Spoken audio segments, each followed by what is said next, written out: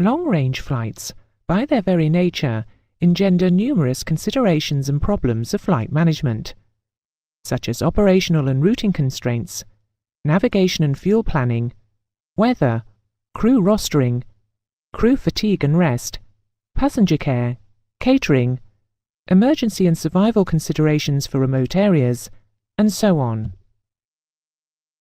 The vast majority of long-haul flights are likely to be established scheduled services on frequently used routes, and so would not require administrative tasks such as individual diplomatic clearances. But the planning and dispatch staff will need to roster flight and cabin crew who are within their rest times and will not exceed their crew duty limits in the course of the route, in accordance with the company limits.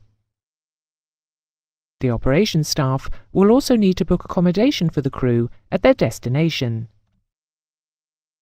The duty dispatch staff will organise the flight paperwork in time for the arrival of the flight and cabin crew.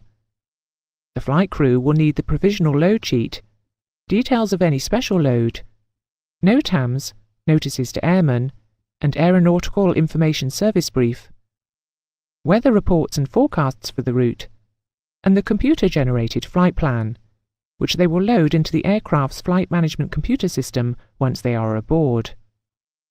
The cabin crew will be given the passenger manifest. If the aircraft has been operating on a previous flight, as with any flight, it will need to be turned round.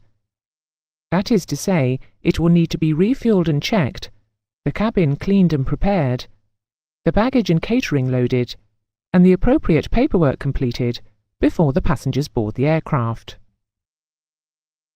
After flight, if they have completed their duty time, the crew will commence their rest period, and the aircraft will be turned round for another sector or return flight with a different crew.